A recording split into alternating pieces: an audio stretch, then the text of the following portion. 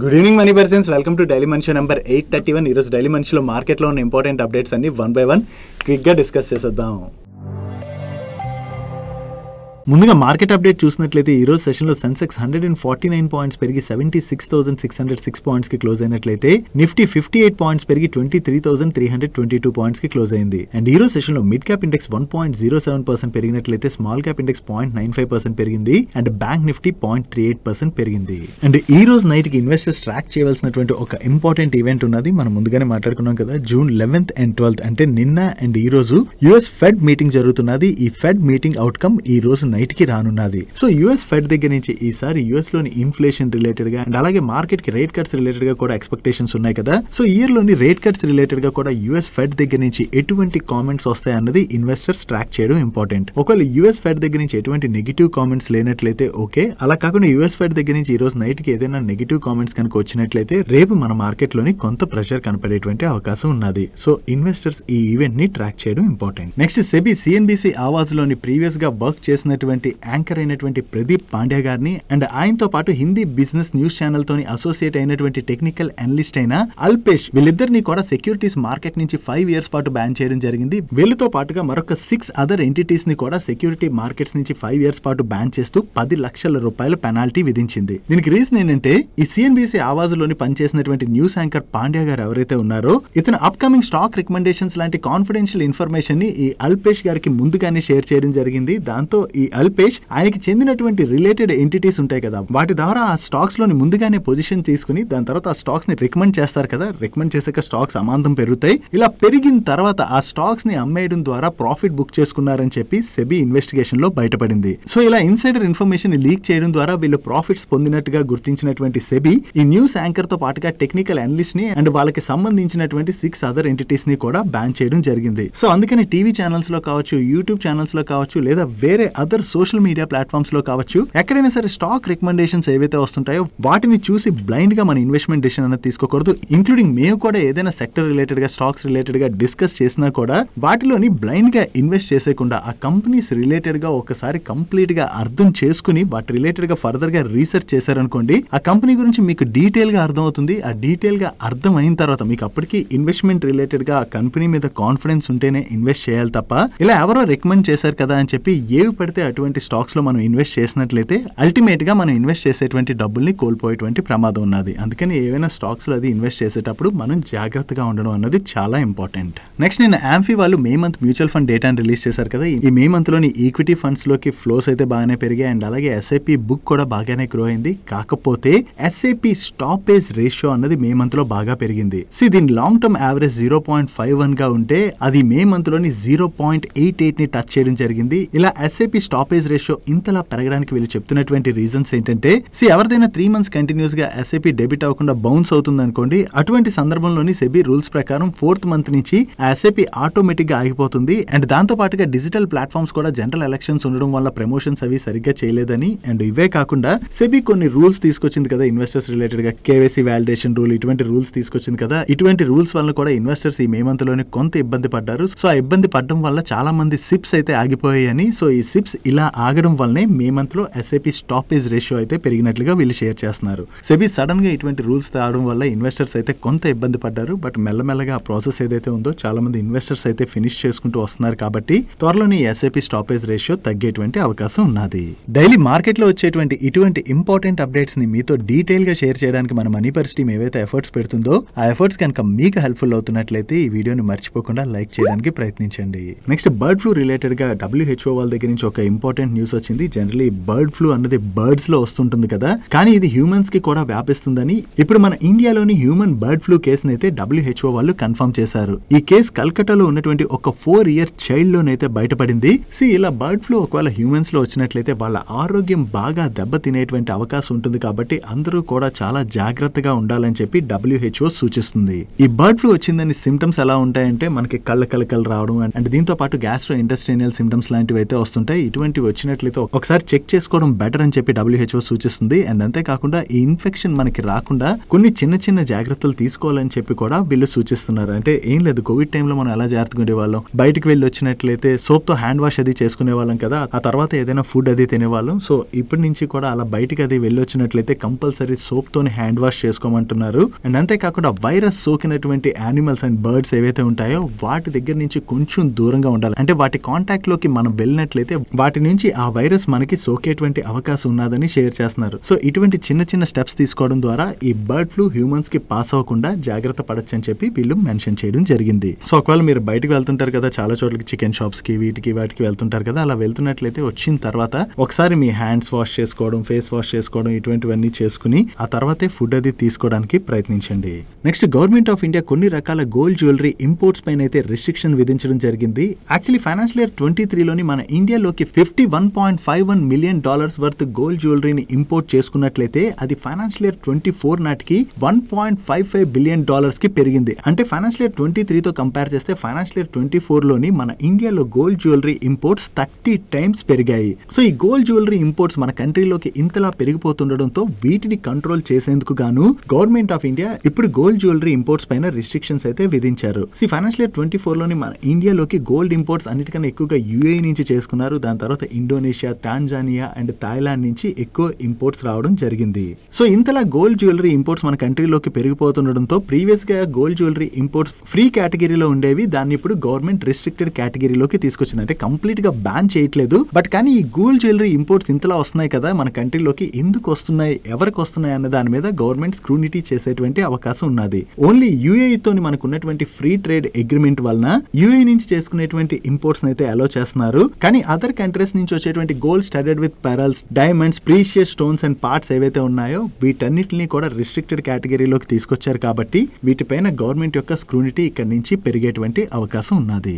Next, auto industry వాళ్ళు CNG and flex fuel 2 wheelers ఏవైతే ఉంటాయో వీటిపైన GSTని 28% నుంచి 18% కి తగ్గించాలని చెప్పి గవర్నమెంట్ ని రిక్వెస్ట్ చేయబోతున్నట్టుగా వేరియస్ మీడియా ప్లాట్ఫామ్స్ అయితే రిపోర్ట్ చేస్తున్నాయి. అండ్ 18% నుంచి దాని తర్వాత 12% కి కూడా GST రేట్ ని తగ్గించాలని చెప్పి ఆటో ఇండస్ట్రీ అయితే రిక్వెస్ట్ చేసేటువంటి అవకాశం ఉన్నదని చెప్పి వీళ్ళు షేర్ చేస్తున్నారు. ఒకవేళ CNG and flex fuel 2 wheelers పైన ఈ GST రేట్ ని కనుక తగ్గించినట్లయితే అది బజాజ్ ఆటో వాళ్ళు రిలేటెడ్ గా మనం పాజిటివ్ గా అర్థం చేసుకోవచ్చు. ఎందుకంటే బజాజ్ ఆటో వాళ్ళు త్వరలోనే వీళ్ళ CNG బైక్ నైతే లాంచ్ చేయబోతున్నారు కదా. సో వీళ్ళు లాంచ్ చేసేటువంటి ఈ CNG బైక్ పైన GST కనుక తగ్గినట్లయితే ఆ బైక్ ప్రైస్ కూడా కొంచెం తగ్గేటువంటి అవకాశం ఉన్నది కదా. దానివల్ల ఎక్కువ మంది కస్టమర్స్ ఆ బైక్ ని కొనేటువంటి అవకాశం ఉన్నది. బట్ ఇప్పటి వరకు ఇంకా గవర్నమెంట్ కి ఆటో ఇండస్ట్రీ ప్రపోజల్ ని పంపిస్తుంది. ఫైనల్లీ గవర్నమెంట్ ఒప్పుకుంటుందా లేదా అన్నది మనం చూడాలి. నెక్స్ట్, చైనీస్ కంపెనీస్ చాలా తక్కువ ప్రైస్ కే ఎలక్ట్రిక్ వెహికల్స్ ని లాంచ్ చేస్తున్నాయి కదా అడ్వాన్స్ ఫీచర్స్ తోని. దీనివల్ల వరల్డ్ వైడ్ ఉండేటువంటి ఎలక్ట్రిక్ వెహికల్ కంపెనీస్ అన్ని కూడా స్ట్రగుల్ అవుతాయని చెప్పి ప్రీవియస్ గానే US అయితే వాళ్ళ కన్సర్న్స్ రైజ్ చేసింది. ఈవెన్ రీసెంట్ గా US వాళ్ళు చైనీస్ ఎలక్ట్రిక్ వెహికల్స్ పైన ఇంపోర్ట్ డ్యూటీని కూడా సబ్స్టాన్షియల్ ఇంక్రీజ్ చేశారు. ఇప్పుడు యూరోపియన్ యూనియన్ వాళ్ళు కూడా చైనీస్ ఎలక్ట్రిక్ వెహికల్స్ పైన 38% టారిఫ్స్ ని ఇంపోజ్ చేసినట్లుగా రూటర్స్ వాళ్ళు రిపోర్ట్ చేస్తున్నారు. ఒకవేళ చైనీస్ ఎలక్ట్రిక్ వెహికల్స్ పైన యూరోపియన్ యూనియన్ ఈ టారిఫ్స్ ని పెంచినట్లయితే అది మనం టాటా మోటార్స్ రిలేటెడ్ గా పాజిటివ్ గా అర్థం చేసుకోవచ్చు. ఎందుకంటే టాటా మోటార్స్ వాళ్ళు యూరోప్ లోని వాళ్ళ jaguar and land rover vehicles ని సేల్ చేస్తుంటారు కదా. ఒకవేళ చైనీస్ ఎలక్ట్రిక్ వెహికల్స్ కనుక ఇక్కడ చీప్ కాస్ట్ లోనే అవైలబుల్ లోకి వచ్చినట్లయితే దానివల్ల JLR వాళ్ళు టఫ్ కాంపిటీషన్ ఫేస్ చేసేటువంటి అవకాశం ఉన్నది. బట్ ఇప్పుడు యూరోపియన్ యూనియన్ ఈ టారిఫ్స్ పెంచారు అంటున్నారు కాబట్టి ఆ వెహికల్ కాస్ట్లు పెరుగుతాయి కాబట్టి కొంతవరకు ఇది టాటా మోటార్స్ వాళ్ళకి రిలీఫ్ కానున్నది. Next, Som distilleries and breweries వాళ్ళ రిలేటెడ్ గా ఒక నెగిటివ్ అప్డేట్ ఉన్నది. ప్రీవియస్ గా తెలంగాణలోని వీళ్ళ బియర్ సప్లై చేసేందుకు గాను తెలంగాణ ఎక్సైజ్ డిపార్ట్మెంట్ దగ్గర నుంచి వీళ్ళకి అప్రూవల్ వచ్చినట్టుగా వీళ్ళు షేర్ చేశారు. దాని తర్వాత ఈ లిక్కర్ డీల్ పైన వేరియస్ అలిగేషన్స్ రావడంతో ఇప్పుడు తెలంగాణ ఎక్సైజ్ డిపార్ట్మెంట్ వాళ్ళు సామ్ డిస్టిలరీస్ తోని వీళ్ళు చేసుకున్నటువంటి రిజిస్ట్రేషన్ ప్రాసెస్ అయితే క్యాన్సిల్ చేసినట్లుగా వేరియస్ మీడియా ప్లాట్ఫామ్స్ రిపోర్ట్ చేస్తున్నాయి. సో తెలంగాణ గవర్నమెంట్ తో సైన్ చేసినటువంటి ఈ డీల్ కనుక ఒకవేళ క్యాన్సిల్ అయినట్లయితే అది సామ్ డిస్టిలరీస్ రిలేటెడ్ గా మనం నెగిటివ్ గా అర్థం చేసుకోవచ్చు. కాకపోతే ఇప్పటి వరకు ఇంకా కంపెనీ దగ్గర నుంచి ఎటువంటి అఫీషియల్ కమ్యూనికేషన్ రాలేదు. ఈ డీల్ క్యాన్సిల్ అయిందన్న అప్డేట్ తోనే ఈ రోజు సెషన్ లో సామ్ డిస్టిలరీస్ అండ్ బ్రివరీ స్టాక్ లో కొంత ప్రెషర్ కనపడింది. నెక్స్ట్, స్పెషాలిటీ కెమికల్స్ మ్యానుఫ్యాక్చర్ చేసేటువంటి క్యామ్లిన్ ఫైన్ సైన్సెస్ వాళ్ళ దగ్గర నుంచి ఎక్విజిషన్ రిలేటెడ్ ఒక అనౌన్స్మెంట్ వచ్చింది. వీళ్ళ మెక్సికో బేస్డ్ సబ్సిడరీ కంపెనీ అయినటువంటి డ్రెసెన్ వాళ్ళు బెల్జియం కి చెందినటువంటి వెటాఫోర్ ఇన్వెస్ట్ అండ్ దాని యొక్క సబ్సిడరీ కంపెనీస్ లోని 100% స్టేక్ ని అక్వైర్ చేసేందుకు గాను షేర్ పర్చేస్ అగ్రిమెంట్ లోకి ఎంటర్ అవడం జరిగింది. వీళ్ళు అక్వైర్ చేస్తున్నటువంటి వెటాఫోర్ అనేటువంటి కంపెనీ యానిమల్ ఫీడ్ ప్రొడక్ట్స్ ని మ్యానుఫ్యాక్చర్ చేస్తూ ఉంటుంది. నౌ ఈ కంపెనీని అక్వైర్ చేయడం ద్వారా ఆఫ్రికా అండ్ యూరోప్ మార్కెట్స్ లోని ఫీడ్ అండ్ పెట్ మార్కెట్స్ లోని క్యామ్లిన్ వాళ్ళ సబ్సిడరీ గ్రోత్ అయితే యాక్సెలరేట్ చేయబోతున్నట్టుగా వీళ్ళు షేర్ చేస్తారు. చేస్తున్నారు. సో ఎక్విజిషన్ ద్వారా కామ్లిన్ ఫైనాన్సెస్ వాళ్ళ సబ్సిడరీ కంపెనీ యొక్క బిజినెస్ బాగా గ్రో అయ్యేటువంటి ఛాన్స్ ఉన్నది కాబట్టి అది కామ్లిన్ ఫైనాన్సెస్ వాళ్ళ రిలేటెడ్ గా పాజిటివ్. దాంతోనే ఈ రోజు సెషన్ లో ఈ స్టాక్ పాజిటివ్ గా రియాక్ట్ అయింది. నెక్స్ట్ ఇన్నర్ వేర్ ప్రొడక్ట్స్ ని మ్యానుఫ్యాక్చర్ చేసేటువంటి డాలర్ ఇండస్ట్రీస్ వాళ్ళు సౌత్ ఇండియా మార్కెట్ మీద స్ట్రాంగ్ గా ఫోకస్ చేయబోతున్నారు.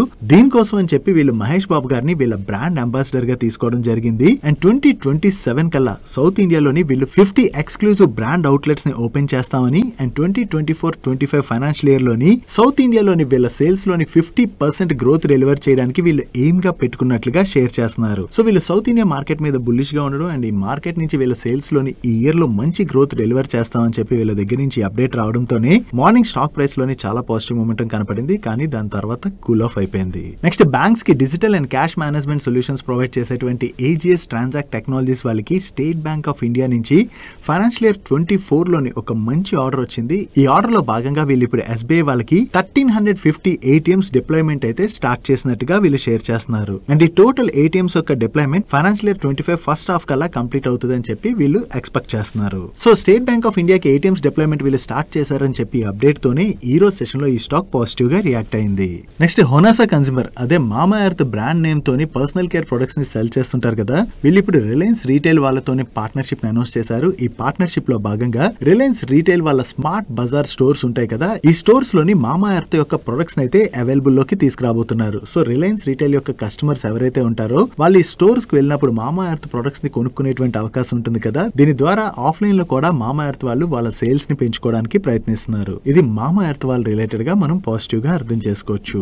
నెక్స్ట్ టాటా కమ్యూనికేషన్స్ వాళ్ళు వరల్డ్ అథ్లెటిక్స్ వాళ్ళతోని 5 years కి కాను డీల్ అనౌన్స్ చేశారు. ఈ డీల్ లో భాగంగా 2025 లోని టోక్యోలో జరగబోతున్నటువంటి వరల్డ్ ఛాంపియన్షిప్ 5 years పాటు వరల్డ్ అథ్లెటిక్స్ సిరీస్ ఈవెంట్స్ ఏవైతే ఉంటాయో వాళ్ళకి టాటా కమ్యూనికేషన్ వాళ్ళు గ్లోబల్ హోస్ట్ బ్రాడ్కాస్టింగ్ సర్వీసెస్ ని ఆఫర్ చేయబోతున్నారు. సో వరల్డ్ అథ్లెటిక్స్ వాళ్ళతోని 5 years కి గాను ఈ డీల్ ని సైన్ చేశారన్న అప్డేట్ తోనే ఈ రోజు సెషన్ లో టాటా కమ్యూనికేషన్ స్టాక్ లో మనకి పాజిటివ్ మూమెంటం కనపడింది. Next shipping corporation of India నుంచి shipping corporation of India land and assets ని డీమర్ చేసి సెపరేట్ గా లిస్ట్ చేశారు కదా, అండ్ గవర్నమెంట్ ఆఫ్ ఇండియా ఈ షిప్పింగ్ కార్పొరేషన్ ఆఫ్ ఇండియాలోని గవర్నమెంట్ యొక్క స్టేక్ ని డైవర్స్ చేయడానికి చాలా రోజుల నుంచి ప్రయత్నిస్తుంది. కాకపోతే మన కంట్రీలోని జనరల్ ఎలక్షన్స్ ఉండడం వల్ల ఈ ప్రాసెస్ కొంచెం డిలే అయిందని, ఇప్పుడు జనరల్ ఎలక్షన్స్ కంప్లీట్ అయిపోయి మళ్ళీ బీజేపీ గవర్నమెంట్ ఫామ్ చేసింది కాబట్టి త్వరలోనే ఈ shipping corporation of India sale related గా గవర్నమెంట్ మళ్ళీ రీవర్క్ చేసి ఈ సేల్ కంప్లీట్ చేసేటువంటి అవకాశం ఉన్నదని చెప్పి గవర్నమెంట్ అఫీషియల్స్ షేర్ చేసినట్లుగా వేరియస్ మీడియా ప్లాట్ఫామ్స్ ఈ రోజు రిపోర్ట్ చేయడం జరిగింది. So shipping corporation of India sale procedure ముందుకు వెళ్లబోతుందని చెప్పి అప్డేట్ రావడంతోనే ఈ రోజు సెషన్ లో ఈ స్టాక్ 5% పైనే పెరిగింది. నెక్స్ట్ బ్రిగేడ్ ఎంటర్ప్రైజెస్ వాళ్ళు చెన్నైలోని వాళ్ళ బిజినెస్ ని స్ట్రాంగ్ గా ఎక్స్పాండ్ చేయడానికి ప్రయత్నిస్తున్నారు. దీనిలో భాగంగా చెన్నై హిస్టారిక్ మౌంట్ రోడ్ లోని వీళ్ళు బ్రిగేడ్ ఐకాన్ రెసిడెన్సెస్ ప్రాజెక్ట్ ని లాంచ్ చేయడం జరిగింది. అండ్ 2030 కల్లా వీళ్ళు చెన్నైలోని 8,000 crores ఇన్వెస్ట్ చేయడం ద్వారా 15 million square feet లోని residential office retail and hospitality projects అయితే కన్స్ట్రక్ట్ చేయబోతున్నట్టుగా, అండ్ ఇప్పుడు వీళ్ళు రెసిడెన్షియల్ ప్రాజెక్ట్స్ ఏవైతే చేయబోతున్నారో వాటి యొక్క గ్రాస్ డెవలప్మెంట్ వాల్యూ 13,000 crores అని చెప్పి వీళ్ళు ఎస్టిమేట్ చేయడం జరిగింది. సో ఈ కొత్త ప్రాజెక్ట్స్ ద్వారా చెన్నైలో కూడా వీళ్ళ బిజినెస్ ని బాగా గ్రో చేయడానికి ప్రయత్నిస్తున్నట్టుగా మనం అర్థం చేసుకోవచ్చు. నెక్స్ట్ భారత్ పెట్రోలియం వాళ్ళ రిలేటెడ్ గా నిన్నటి నుంచి ఒక న్యూస్ బాగా సర్క్యులేట్ అవుతున్నది. ఈ భారత్ పెట్రోలియం వాళ్ళు 50,000 crores ఇన్వెస్ట్ చేయడం ద్వారా న్యూ రిఫైనరీని సెటప్ చేయడానికి ప్లాన్ చేస్తున్నట్లుగా వేరియస్ మీడియా ప్లాట్ఫామ్స్ రిపోర్ట్ చేయడం జరిగింది. దీంతో భారత్ పెట్రోలియం వాళ్ళు రెస్పాండ్ అవుతూ ప్రెసెంట్ ఇటువంటి ప్రపోజల్ ఏది కూడా వీళ్ళు ఇనిషియేట్ చేయలేదని, బట్ వీళ్ళ రిఫైనరీని ఎక్స్పాండ్ చేయడానికి వీళ్ళు వేరియస్ ఆప్షన్స్ అయితే ఎక్స్ప్లోర్ చేస్తున్నట్టుగా షేర్ చేస్తున్నారు. నెక్స్ట్ స్పెషాలిటీ కెమికల్స్ మ్యానుఫ్యాక్చర్ చేసేటువంటి ఇండో ఎమెన్స్ వల్ల థానే మ్యానుఫ్యాక్చరింగ్ ఫెసిలిటీలోని ఒక మైనర్ ఫైర్ యాక్సిడెంట్ జరిగింది. లక్కీలీ ఈ ఫైర్ యాక్సిడెంట్ లో ఎటువంటి హ్యూమన్ లైఫ్ లాస్ గానీ ఎవరికి ఇంజురీస్ గానీ అవ్వలేదు. అండ్ ఫైర్ యాక్సిడెంట్ జరిగినటువంటి 2 hours లోనే వీళ్ళు ఫైర్ ని కూడా కంట్రోల్ లోకి తీసుకురావడం జరిగింది. కాకపోతే ఇక్కడ ఎక్విప్మెంట్ అవి కొంత డ్యామేజ్ అవుతాయి కదా, సో వీటి రిలేటెడ్ గా ఎంత లాస్ వచ్చిందని అయితే కంపెనీ ప్రెసెంట్ ఎస్టిమేట్ చేస్తుంది. అండ్ ఎక్విప్మెంట్స్ కి వీళ్ళకి సరిపడినంత ఇన్సూరెన్స్ ఉన్నట్లుగా వీళ్ళు షేర్ చేస్తున్నారు. బట్ ఇన్సూరెన్స్ ఉన్నా సరే ఇన్సూరెన్స్ క్లెయిమ్ చేసి ఆ క్లెయిమ్ అమౌంట్ రావడానికి అయితే కొంత టైం పట్టేటువంటి అవకాశం ఉన్నది. నెక్స్ట్ గుజరాత్ ఫ్లూరో కెమికల్స్ వాళ్ళకి GFCL EV ప్రొడక్ట్స్ లిమిటెడ్ అనేటువంటి ఒక సబ్సిడరీ కంపెనీ ఉన్నది. ఈ సబ్సిడరీ కంపెనీ ఇప్పుడు ఒమన్ లోని GFCL EV SPC అనేటువంటి మరొక సబ్సిడరీ కంపెనీని ఇన్కార్పొరేట్ చేయడం జరిగింది. ఈ కొత్త సబ్సిడరీ కంపెనీని ఇన్కార్పొరేట్ చేయడం ద్వారా వీళ్ళు ఒమన్ లోని high purity metal sulphate and complex metal phosphate projects ని సెటప్ చేయబోతున్నట్టుగా షేర్ చేస్తున్నారు. సో ఈ కొత్త ప్రాజెక్ట్స్ ని సెటప్ చేయడం ద్వారా వీళ్ళ బిజినెస్ ని ఎక్స్పాండ్ చేయడానికి ప్రయత్నిస్తున్నారు కదా, ఇది గుజరాత్ ఫ్లూరో కెమికల్స్ రిలేటెడ్ గా పాజిటివ్. ఈ అప్డేట్ రావడంతోనే ఈ రోజు సెషన్ లో ఒకసారి స్టాక్ లో జంప్ కనపడినా దాని తర్వాత స్టాక్ ప్రైస్ కూల్ ఆఫ్ అయిపోయింది. నెక్స్ట్ కన్స్ట్రక్షన్ కంపెనీ అయినటువంటి BL కశ్యప్ అండ్ సన్స్ వాళ్ళకి 2 న్యూ ఆర్డర్స్ వచ్చాయి. దీనిలో ఫస్ట్ ఆర్డర్ వీళ్ళకి సాట్వా హోమ్స్ ప్రైవేట్ లిమిటెడ్ వాళ్ళ దగ్గర నుంచి 97 crores వర్త్ ఆర్డర్ వచ్చింది. ఈ ఆర్డర్లో భాగంగా వీళ్ళు సివిల్ కన్స్ట్రక్షన్ రిలేటెడ్ వర్క్స్ చేయనున్నారు. అండ్ సెకండ్ ఆర్డర్ వీళ్ళకి డిఎల్ఎఫ్ వాళ్ళ దగ్గర నుంచి వచ్చింది.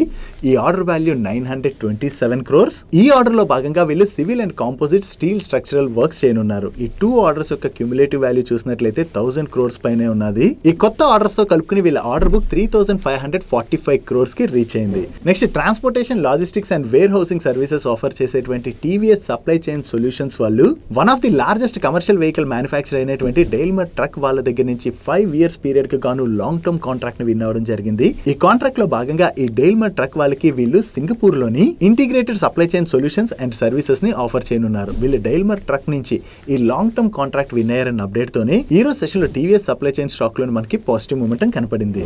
నెక్స్ట్ ట్యూబ్ ఇన్వెస్ట్మెంట్స్ వాళ్ళకి TI clean mobility private limited అనేటువంటి ఒక సబ్సిడరీ కంపెనీ ఉన్నది. ఈ TI clean mobility private limited business growth కోసం అని చెప్పి వీళ్ళు 3000 crores ఫండ్ రైజ్ చేయడానికి ప్లాన్ చేయడం జరిగింది. దీనిలో భాగంగా ఇప్పుడు south Asia growth invest LLC and south Asia EBT trust వాళ్ళు ఈ టీఐ క్లీన్ మొబిలిటీలోని 160 crores ఇన్వెస్ట్ చేయడం ద్వారా కంపల్సరీ కన్వర్టబుల్ షేర్స్ ని సబ్స్క్రైబ్ చేయడం జరిగింది. సో ఈ ఫండ్ రైజ్ ఏదైతే వీళ్ళు చేస్తున్నారో దీని ద్వారా టీఐ క్లీన్ మొబిలిటీ యొక్క బిజినెస్ గ్రోత్ ని వీళ్ళు యాక్సెలరేట్ చేయబోతున్నట్టుగా మేనేజ్మెంట్ కామెంట్ చేయడం జరిగింది. వీళ్ళ దగ్గర నుంచి ఈ ఫండ్ రైజ్ రిలేటెడ్ గా అప్డేట్ రావడంతోనే ఈ రోజు సెషన్ లో ట్యూబ్ ఇన్వెస్ట్మెంట్ స్టాక్ పాజిటివ్ గా రియాక్ట్ అయింది.